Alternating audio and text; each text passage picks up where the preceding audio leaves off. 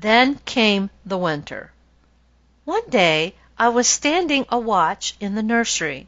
That is to say, I was asleep on the bed. The baby was asleep in the crib, which was alongside the bed on the side next to the fireplace. It was the kind of crib that has a lofty tent over it made of gauzy stuff that you can see through. The nurse was out, and we two sleepers were alone. A spark from the wood fire was shot out, and it lit on the sloop of the tent. I suppose a quiet interval followed. Then a scream from the baby awoke me, and there was that tent flaming up toward the ceiling. Before I could think, I sprang to the floor in my fright, and in a second was halfway to the door. But in the next half second my mother's farewell was sounding in my ears, and I was back on the bed again. I reached my head through the flames and dragged the baby out by the waistband and tugged it along, and we fell to the floor together in a cloud of smoke. I snatched a new hold and dragged the screaming little creature along and out at the door and around the bend of the hall, and was still tugging away, all excited and happy and proud, when the master's voice shouted, "Be gone, you cursed beast!" And I jumped to save myself, but he was furiously quick and chased me up, striking furiously at me with his cane, I dodging this way and that in terror, and at last a strong blow fell upon my left foreleg, which made me shriek and fall, for the moment helpless. The cane went up for another blow, but never descended, for the nurse's voice rang wildly out, "The nursery's on fire!" And the master rushed away in that direction, and my other bones were saved. The pain was cruel, but no matter. I must not lose any time. He might come back at any moment. So I limped on 3 legs to the other end of the hall, where there was a dark little stairway leading up into a garret where old boxes and such things were kept, as I had heard say, and where people seldom went. I managed to climb up there. Then I searched my way through the dark among the piles of things, and hid in the secretest place I could find. It was foolish to be afraid there, yet still I was, so afraid that I held in and hardly even whimpered, though it would have been such a comfort to whimper, because that eases the pain, you know. But I could lick my leg, and that did some good. For half an hour there was a commotion downstairs, and shoutings, and rushing footsteps, and then there was quiet again. Quiet for some minutes, and that was grateful to my spirit, for then my fears began to go down, and fears are worse than pains. Oh, much worse. Then came a sound that froze me. They were calling me by name, hunting for me. It was muffled by distance, but that could not take the terror out of it, and it was the most dreadful sound to me that I had ever heard.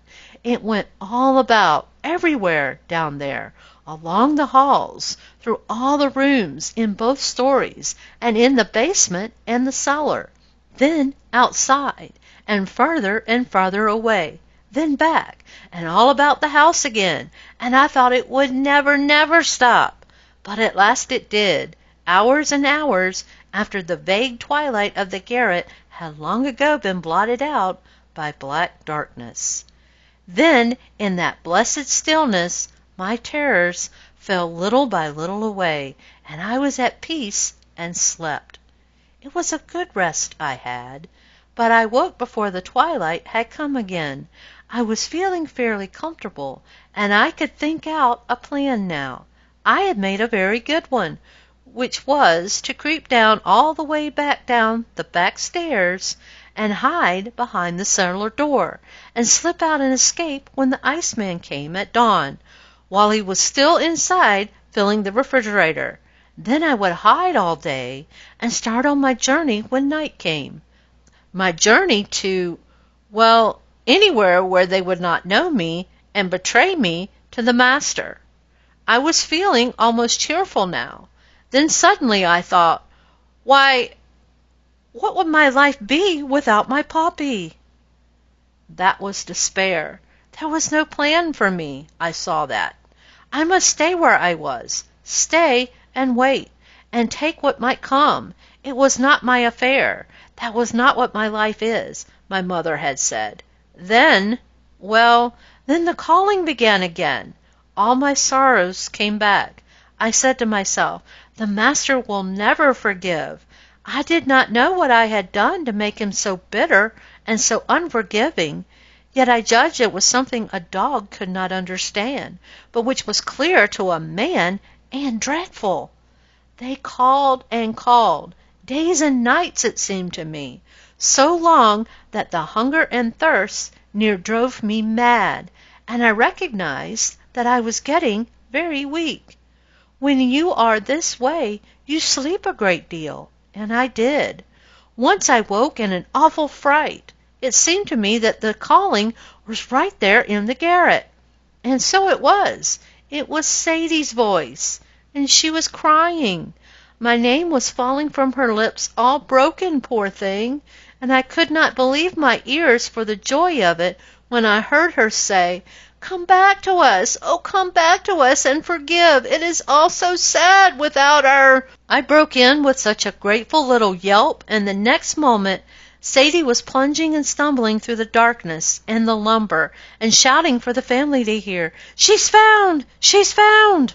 The days that followed, well, they were wonderful. The mother and Sadie and the servants, why, they just seemed to worship me. They couldn't seem to make me a bed that was fine enough, and as for food, they couldn't be satisfied with anything but game and delicacies that were out of season, and every day the friends and neighbors flocked in to hear about my heroism. That was the name they called it by, and it means agriculture. I remember my mother pulling it on a kennel once and explaining it that way, but didn't say what agriculture was, except that it was synonymous with intramural incandescence, and a dozen times a day Mrs. Gray and Sadie would tell the tale to newcomers and say I risked my life to save the babies, and both of us had burns to prove it. And then the company would pass me around and pet me and explain about me, and you could see the pride in the eyes of Sadie and her mother. And when the people wanted to know what made me limp, they looked ashamed and changed the subject. And sometimes when people hunted them this way and that way with questions about it, it looked to me as if they were going to cry. And this was not all the glory.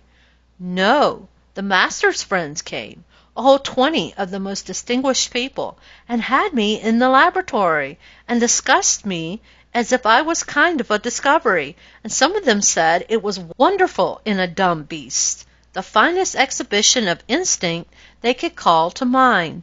But the Master said with vehemence, "It's far above instinct. It's reason, and many a man, privileged to be saved and go with you and me to a better world by right of its possession, has less of it than this poor silly quadruped that's foreordained to perish." And then he laughed and said, "Why, look at me. I'm a sarcasm. Bless you, with all of my grand intelligence, only thing I inferred was that the dog had gone mad and was destroying the child. Whereas, but for the beast's intelligence, it's reason, I tell you, the child would have perished." They disputed and disputed, and I was the very center of subject of it all, and I wished my mother could know that this grand honor had come to me. It would have made her proud. Then they discussed optics, as they called it, and whether a certain injury to the brain would produce blindness or not, but they could not agree about it, and said they must test by experiment by and by. And next they discussed plants, and that interested me, because in the summer Sadie and I planted seeds. I helped her dig the holes, you know, and after days and days a little shrub or a flower came up there, and it was a wonder how that could happen, but it did, and I wished I could talk. I would have told those people about it and shown them how much I knew, and been all alive with the subject, but I didn't care for the optics. It was dull, and when they came back to me again, it bored me. and I went to sleep. Pretty soon it was spring, and sunny and pleasant and lovely, and the sweet mother and the children patted me and the puppy good-bye, and went away on a journey and a visit to their kin, and the master wasn't any company for us, but we played together and had good times, and the servants were kind and friendly, so we got along quite happily, and counted the days and waited for the family. And one day those men came again and said, "Now for the test," and they took the puppy to the laboratory, and I limped three-leggedly along too, feeling proud, for any attention shown to the puppy was a pleasure to me, of course. They discussed and experimented, and then suddenly the puppy shrieked, and they set him on the floor, and he went staggering around with his head all bloody, and the master clapped his hands and shouted, "There, I've won, confess it, he's as blind as a bat." And they all said, "It's so, you've proved your theory, and suffering humanity owes you a great debt from henceforth," and they crowded around him and wrung his hand cordially and thankfully, and praised him. But I hardly saw or heard these things, for I ran at once to my little darling, and snuggled close to it, where it lay, and licked the blood, and it put its head against mine, whimpering softly, and I knew in my heart it was a comfort to it in its pain and trouble to feel its mother's touch, though it could not see me. Then it dropped down presently, and its little velvet nose rested upon the floor, and it was still, and it did not move any more. Soon the master stopped discussing a moment, and rang in the footman and said, "Bury it in the far corner of the garden." And then I went on with the discussion, and I trotted after the footman, very happy and grateful, for I knew the puppy was out of its pain now, because it was asleep. We went far down the garden to the farthest end, where the children and the nurse and the puppy and I used to play in the summer in the shade of a great elm. And there the footman dug a hole, and I saw he was going to plant the puppy, and I was glad, because it would grow and come up a fine handsome dog, like Robin Adair, and be a beautiful surprise for the family when they came home. So I tried to help him dig, but my lame leg was no good, being stiff, you know, and you have to have two, or it is no use. When the footman had finished, and covered little Robin up, he patted my head, and there were tears in his eyes, and he said, "Poor little doggie, you saved his child. I have watched 2 whole weeks, and he doesn't come up. This last week a fright has been stealing upon me. I think there is something terrible about this. I do not know what it is, but the fear makes me sick, and I cannot eat, though the servants bring me the best of food, and they pet me so, and even come in the night and cry and say, 'Poor doggie, do give it up and come home. Don't break our hearts.' And all this terrifies me the more, and makes me sure something has happened, and I am so weak. Since yesterday I cannot stand on my feet any more. And within this hour the servants, looking toward the sun where it was sinking out of sight, and the night chill coming on, said things I could not understand, but they carried something cold to my heart. Those poor creatures, they do not suspect. They will come home in the morning, and eagerly ask for the little doggie that did the brave deed, and who of us will be strong enough to say the truth to them? The humble little friend is gone. Where go the beasts that perish?"